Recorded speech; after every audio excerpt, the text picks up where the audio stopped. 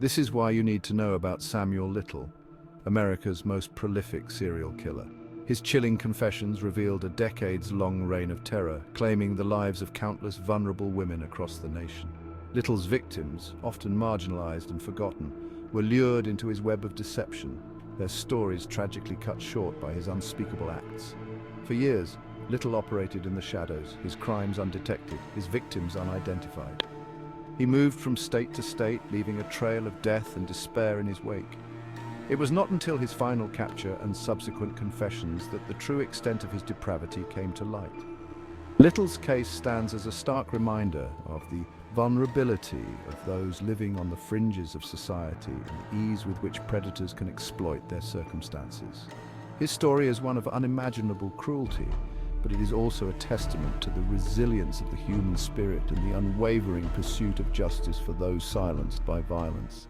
I don't think people understand the depths of Samuel Little's early life and how it shaped his descent into crime. Born in 1940 in Reynolds, Georgia, Little's early life was marked by instability and neglect. Abandoned by his mother and raised by his grandmother, he grew up on the margins of society, drifting between states and struggling to find his place. Even as a young boy, Little exhibited disturbing behaviors, displaying a fascination with violence and a lack of empathy for others. His criminal record began in his teenage years, with petty thefts and assaults escalating into more serious offenses as he grew older. Little's early encounters with the law did little to deter his criminal path. Instead, they seemed to harden him, fueling a growing sense of detachment and disregard for the sanctity of human life. His troubled upbringing and early experiences with crime laid the foundation for the monster he would become, setting him on a collision course with destiny that would leave countless lives shattered in its wake. Why are there not more people talking about Samuel Little's reign of terror from the late 1960s to the mid-1990s?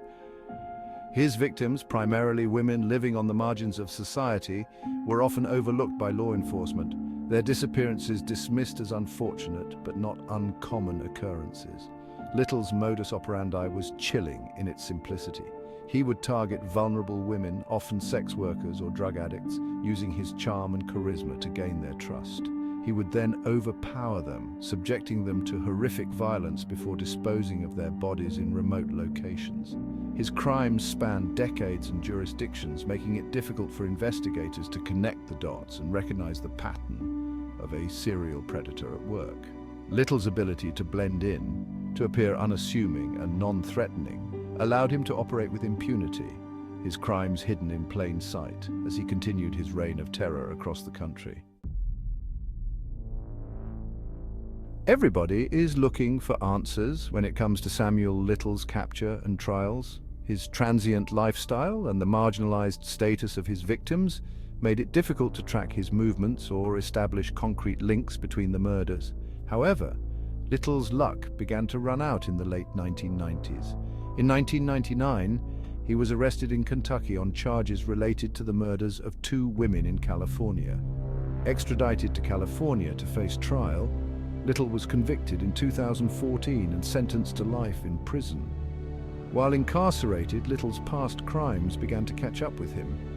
DNA evidence linked him to cold cases in multiple states, and investigators from across the country descended upon the prison, hoping to extract confessions from the aging killer.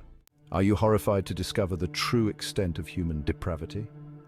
In 2018, from the confines of his prison cell, Samuel Little began to confess. He detailed his crimes with a chilling matter-of-factness, providing investigators with a glimpse into the mind of a monster. Little's confessions were a macabre tapestry of violence and depravity, each story more horrific than the last. He recalled his victims with surprising clarity, describing their appearances, their mannerisms, and the circumstances of their deaths. Little's confessions were not driven by remorse or a desire for redemption, but rather by a perverse need to control the narrative of his crimes, to revel in the horror he had inflicted. As Little's confessions continued to unfold, the true extent of his depravity became horrifyingly clear. He claimed to have killed over 90 women, making him one of the most prolific serial killers in American history.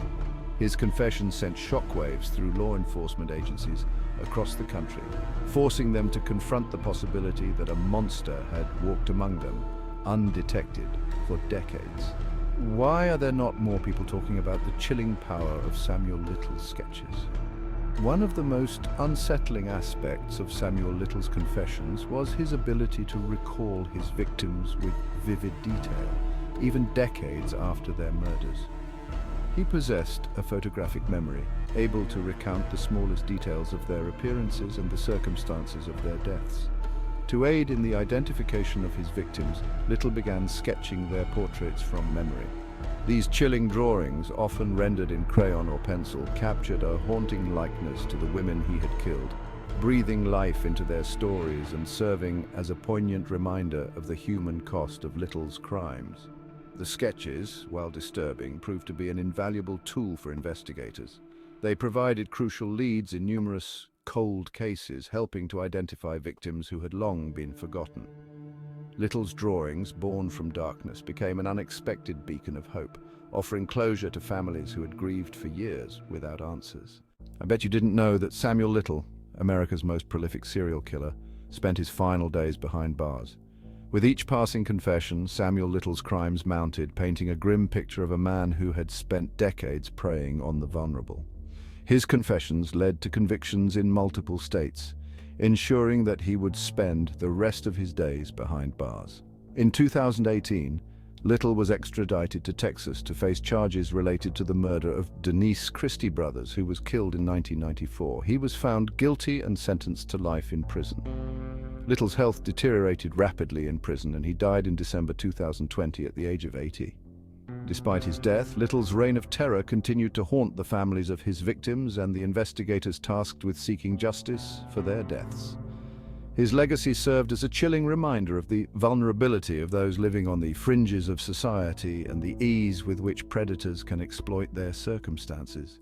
Exposing the chilling scale of Samuel Little's crimes sent shockwaves through law enforcement agencies. His confessions forced investigators to re-examine countless cold cases. Identifying all his victims and bringing closure to their families was daunting. Law enforcement faced criticism for their handling of Little's case. The marginalized status of his victims contributed to the delay in justice. I bet you didn't know the true extent of Samuel Little's crimes. After Samuel Little's confessions, the focus shifted to honoring his victims. Many lived on the margins, their stories untold. Restoring their identities became a priority for investigators and journalists. Efforts were made to notify families, offering closure. Memorials were held to honor lives lost and raise awareness. Many women remained unidentified, their stories lost. Efforts to remember them showed the power of compassion and justice. This is why you need to know about the ongoing investigation into Samuel Little's crimes. Despite Samuel Little's death and the vast number of confessions he provided, many questions surrounding his crimes remained unanswered. Investigators continued to work tirelessly to corroborate his claims, seeking to identify any remaining victims and to bring closure to their families. The FBI created a dedicated webpage featuring Little's confessions, sketches, and other case details, in the hope that it would generate new leads and help solve outstanding cases. The website served as a grim reminder of the scope of Little's crimes and the ongoing efforts to piece together the puzzle of his life and his victims. The investigation into Samuel Little's crimes highlighted the importance of preserving evidence, even in cold cases, as well as the need for continued advancements in DNA technology and forensic science. The case served as a stark reminder that the pursuit of justice is an ongoing process, one that requires unwavering dedication and a commitment to seeking answers, no matter how long it takes.